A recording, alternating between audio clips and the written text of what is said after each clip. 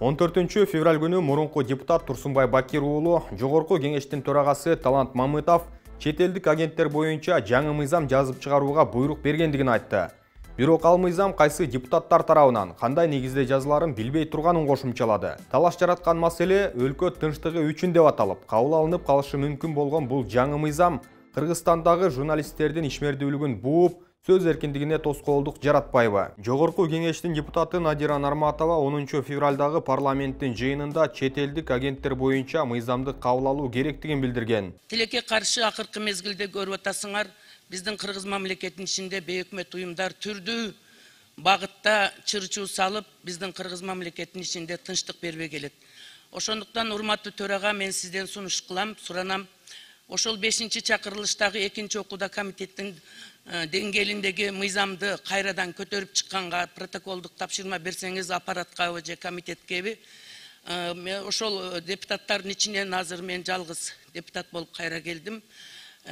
Уруксат берсеңиз ошону комитеттин деңгээлинде көтөрүп чыгып, дагы каалоочулар болсо биздин мамлекеттин тынчтыгы үчүн, бейпилдиги үчүн ошол бейөкмөт уюмдар жөнүндө мыйзамды кайра көтөрүп чыгып, чет өлкөлүк агенттер деген макамды бермей сайын биз Кыргыз мамлекетинин ичинде тынчтык болбойт экен. 2014-жылы Жогорку кеңештин 5-чакырылышында Ар намыс партиясынан депутат болуп турган Турсунбай Бакир уулу жана дагы 2 депутат Нуркамил Мадалиев менен Надира Нарматова 3 мыйзамга өзгөртүүлөрдү сунуштаган. Бейөкмөт уюмдары боюнча мыйзамга, мамлекеттик каттоо жөнүндөгү мыйзамга, кылмыш жаза кодексине. Бул мыйзамдарга депутаттар чет элдик агент деген түшүнүктү киргизип, тыш жактан каржыланган бардык бейөкмөт уюмдар мамлекетке толук финансылык отчет берип, өзүнүн уставтарын бузган болсо, анда жабылыш керек деген сунуштар болгон. Жогорку кеңештин адам укуктары боюнча комитети жана президенттин аппаратынын юридикалык бөлүмү окшош укуктук төмөнкүдөй баа берген. Мыйзам долбоорунда даана жана так көрсөтүлгөн аныктамалар болбогондуктан чоң коррупциялык иштерге алып барышы мүмкүн. Мыйзам долбоору эл аралык мыйзамдарга каршы келет. Көзөмөл жүргүзүү функциясы берилген Юстиция министрлиги коммерциялык эмес уюмдарга карата финансылык текшерүүлөрдү жүргүзүүгө жөндөмсүз деп бааланган. Натыйжада бул демилге алгачкы 2 окуудан өткөнү менен 3-чү окуудан өтпөй калган. Анда жыйынга катышкан 111 депутаттын 65-и каршы деген добуш берип, артка кайтаруу менен бул мыйзам долбоору жарандык коомдун ишин чектеп, эл аралык аренада Кыргызстандын кадыр-баркын кетирет деп эсептешкен. Анын үстүнө демилгечилер саясий ишмердүүлүк жана чет элдик тыңч деген түшүнүктөргө аныктама бере албай коюшкан. Ал эми андан кийинки 6-чакырылышта 2016-жылы маселе кайрадан каралып, бирок четке кагылган. Эгерде Нарматова менен Турсунбай Бакир уулу атайын кайра чыгып, ошол жарандык коомго каршы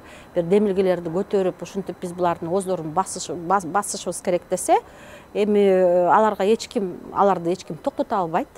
Албетте бул кайрадан бардык дүйнө жүзүнө биздин ошол артка кетип баратканыбызды дагы бир жолу далилдейт. Биз Россиянын тажрыйбасын эгерде көрсөк, Россияда мындай мыйзам кабыл алынган. Баары тең азыр иностранный агент деп ошентип жазылып атышат. Өзүн чыгарганда албетте мен иностранный агент деп чыгарган менен булар деген баары тең Россиянын жарандары, эч кандай ушул жарандык коомдун активизмин токтоткон жок. Бул мыйзам токтото алган жок. Наоборот, ошол бийликке бир кандай кантип айтсам, ишенбестикти көбөйттү. Нарматова эч качан мындай баягы укугу бузулганда жарандык коомго кайрылып эле жүргөн. Анан кийин оппозицияда болгондо булар деген дайыма эле жарандык коом, конституциялык укук, демократия жөнүндө сүйлөп калышат. Анан бийликке келгенде жарандык коомду шыбап эле, анан булардын оозун басыш керек деген ар кандай ошондой демилгелерди чыгара беришет. Бул мыйзамга өзгөртүүлөрдү киргизүү долбоору Россиянын 2012-жылы коммерциялык эмес уюмдар тууралуу кабыл алган мыйзамынын толук көчүрмөсү деп да айтылууда. Демек алардын ошол мыйзамы боюнча чет элдик агент деген ким? Жалпы түшүнүк боюнча алсак, чет элдик агент деген сөз шпион, чалгынчы же башка мамлекеттин атай сайын кызматынын өкүлү дегенди туюндурат. Кайсы бир мамлекетте башка өлкөнүн кызыкчылыгын көздөгөн, дипломатиялык иммунитети жок чет элдик жаран. Ал эми бул мыйзам боюнча Россия өз жарандарына карата агент же тыңчы деген терминди колдонууда. Чет элдик агенттер коммерциялык эмес уюмдар, башка мамлекеттерден, эл аралык же чет элдик уюмдардан жана жарандардан каржыланып, чет элдик булактардын кызыкчылыгын көздөп саясатка аралашкан уюмдар. Чет элдик массалык маалымат каражаттары, уюмдар жана жеке адамдар чет элдик агенттин функцияларын аткаргандар. Жеке адамдар, чет элдик агенттер. Адамдар жүргүзгөн ишмердүүлүгүнө жараша чет элдик агенттин функциясын аткарган массалык маалымат каражаты же жөн эле чет элдик агенттин функциясындагы жеке адам деген макамды алышы мүмкүн. Бакир уулу, Нарматова жана Мадалиев сунуштап келген мыйзамдарга карата буга чейинки өзгөртүүлөр тек гана бейөкмөт уюмдарына тиешелүү болсо, жаңы иштелип чыга турган мыйзам өзүнө массалык маалымат каражаттарын, жеке адамдарды жана социалдык тармактын колдонуучуларын камтышы мүмкүн. Мына кечели билинип калды, жума күнү Жогорку Кеңеш төрагасы тапшырма бериптир, протоколдук тапшырма деп коет. Ушу Надира Нарматова ушу маселени көтөрүп чыкканда, ушу өзүңүз жана каалоочу депутаттарды кошуп туруп, жаңы мыйзам жазыла дептир. Баш сөзүн айтканда, бул биздин мыйзамыбыз ушу каралбайт. 2014-жылы биз сунуштаган 5-6 чакырыш өтпөй калган мыйзам каралбайт. Жаңы мыйзамды азыр Жогорку Кеңеш жазат экен. Кандай жазылат? Мен билбейм, анткени Жогорку Кеңештин ичинде мен жокмун, депутат эмесмин. Аталган жаңы мыйзам кабыл алынып калса, чет элдик тыңчы макамындагы жалпыга маалымдоо каражаттары өздөрү тараткан ар бир материалда бул кабар чет өлкөлүк агент тарабынан жарыяланды деп белги коюуга милдеттендирилет. Бир гана сайттарга эле эмес, социалдык тармактарга да коюшу керек болот. Бейөкмөт уюмдарынын ишмердүүлүгүнө байланышкан азыркы иштеп жаткан мыйзамга ылайык, чет жерден кымындайда каржылык колдоо көргөн бейөкмөт уюмдары ар бир жылдын 1-апрелине чейин финансылык отчет берип турууга милдеттүү. Эгер бул шарттар аткарылбаса, салык кызматы сотко кайрылып, уставка жараша иштебеген уюмдарды жаап коюуга укуктуу болот. Россия ошо башка жактан акча албаса дагы жашай алат өзү. Кыргызстан башка жактан акча алса жашай албайт. Биздин мамлекетибиз өзү грантка жашаган мамлекет да. Анан көз карандысыз медиаларды, бейөкмөт уюмдарын кысабыз деп туруп, булар өздөрү мамлекеттин акчаларын, булактарын кысып коюшу мүмкүн да.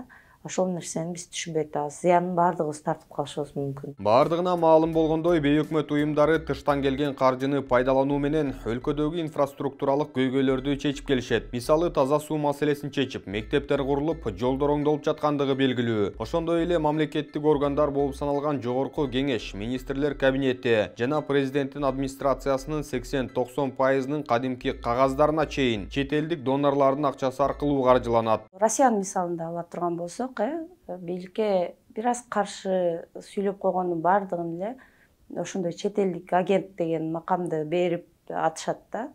Ал мурда юридикалык тараптарга берилип келсе, кийинчерээк адамдарга дагы бериле баштады. Бирок мындай карап көрүп, ошол кимдерге ошондой макамдар берилип атат десең, аябай күчтүү жарандык позициясы бар, күчтүү иликтөөчү журналисттерге берилип атат да.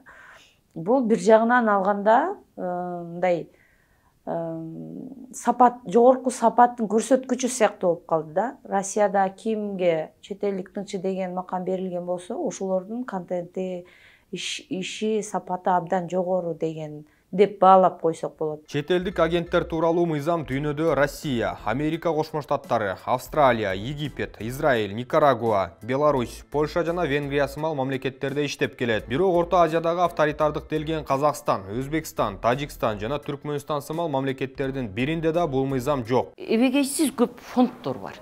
Эбегейсиз көп фонддор. Мисалы үчүн ошол эле Турсунбай Бакир уулунун фонду бар. Ошол эле Надира Нарматованын өзүнүн уюму бар. Ошол эле баягы Исмаил фонду деген бар. Билебиз бардыгыбыз. Миңдеген улакчыларды чогултуп улак берип атат. Джип машиналарды, төөлөрдү коюп. Ошолор каржыны каяктан алып атат? Билгим келет. Так эле ушундай мыйзамды иностранный агент дегенди саясий партияларга киргизиш керек. Эмне себептен? Саясий партиялар бул мамлекеттик башкарууга түздөн түз катышкандар. Булар саясий баягы өнөктүк менен шайлоо менен депутат болуп келип, мамлекеттик башкарууга барып, министр болушуп турабы, саясатка аралашып, биздин тагдырыбызды чечкендер. Анан кийин мына шайлоо убагында көрүп атабыз. Бул мыйзам кирип калса, мисалы үчүн биздин уюм эч нерседен страдайт этпейбиз. Себеби бүт баары ачык, баягы кандай иштесек ошондой иштей беребиз. Бизге тынымсыз кайрылгандар келип турат. Мамлекеттик органдар менен түздөн түз иштешип атабыз. Ошондуктан мен андай чочулай турган эч нерсем жок. Бул кимге зыян болот? Бул баягы укугу бузулган карапайым элге зыян болот. Эмне себептен? Иностранный агент статусун алгандан кийин чет жактагы баягы бизге каржы бөлүп берип аткан донор уюмдар дагы чочулайт. Буларга берсек кандай болот дейт. Бизге каржы азаят. Каржы азайгандан кийин биз баягы укугу бузулган, жабыркагандарга жардамыбыз азаят. Анан кайра эле бул мыйзам мындай түшүнбөгөн киши ойлоп атат, укук коргоочуларга каршы деп, а чынында бул мыйзам карапайым элге каршы кабыл алынат да, эгерде кабыл алынып калса. Америка Кошмо Штаттарында 1938-жылы чет элдик агенттер боюнча мыйзам кабыл алынган. Анын башкы максаты Экинчи дүйнөлүк согуштун алдында фашисттик уюмдардын пропагандалык ишмердүүлүгү менен күрөшүү болгон. Согуштан кийинки бул мыйзамга киргизилген бир катар өзгөртүүлөр, айрыкча 1966-жылдагы жана андан кийинкилери чет элдик тыңчыларды каттоо акты деген түшүнүктү өзгөрткөн. 1995-жылы лоббизм тууралуу мыйзам кабыл алынган соң, бир гана башка мамлекеттердин өкмөттөрүнүн саясий кызыкчылыгын коргогон лоббисттерге же өкүлдөргө карата иштей баштаган. Демек ошол мыйзам өзгөрүүгө учурагандан бери бир да маалымат каражатына кылмыш иши козголуп камалган эмес жана өз ишмердүүлүгүн бирөө да токтоткон эмес. Менимче бул жакшылыкка алып келбейт, дароо айтсам. Себеби биз чет элдик агент деп ушул эле Кыргызстандын мыйзамы менен иштеп, Кыргызстандын юстиция министрлигинде катталган массалык маалымат каражаттарын анан ушул Кыргызстанда туруп иштеп жаткан чет өлкөлүк эл аралык уюмдардан, донорлордон кандайдыр бир долбоорлорго каражат алып иштеп жаткан жергиликтүү көз карандысыз массалык маалымат каражаттарына каршы иштелип жаткан иш деп чагым деп эсептейм муну. Мына баарыбыз эле айтып жатабыз, акыркы кезде Кыргызстандын 30 жыл ичиндеги жетишкендиги ушул сөз эркиндиги, ой эркиндиги, адамдардын көз караш билдирүүсүнүн эркиндиги гана болуп калды. Эгер ушунду жоготсок, анда биз балким таптакыры өзүбүздүн ким экендигибизди жоготуп коюшубуз ыктымал. Чет элдик агенттер боюнча жаңы мыйзам иштелип чыгып кабыл алына турган болсо, чет элден каржылык колдоо көргөн Кыргызстандагы массалык маалымат каражаттары жабыр тартып, сөз эркиндиги бугулушу мүмкүн экендиги айтылууда. Азыр Кыргызстанда массалык маалымат каражаттары кандай иштешет? Аларда бир нече мамлекеттик массалык маалымат каражаттарынан башка бардык интернет ресурстар, сайттар, гезиттер азыр анча-мынча чыгып жаткан. Бардыгы көз карандысыз өз алдынча иштеп жатышат. Алар башкалардай эле салык төлөшөт. Бардык нерселерди баягы мыйзам чегинде аткарат. Эгерде азыркы күндө массалык маалымат каражаттарынын журналисттери өздөрү мыйзам бузса, алар мыйзам чегинде жооп беришет. Ал үчүн абдан көп мыйзамдар каралган. Ким нааразы болсо, ким менин укугумду бузуп койсо десе, бузуп койду деп нааразы болуп сотко кайрылса, алар сотто жооп берет. Мисалы үчүн мындай фактылар абдан көп.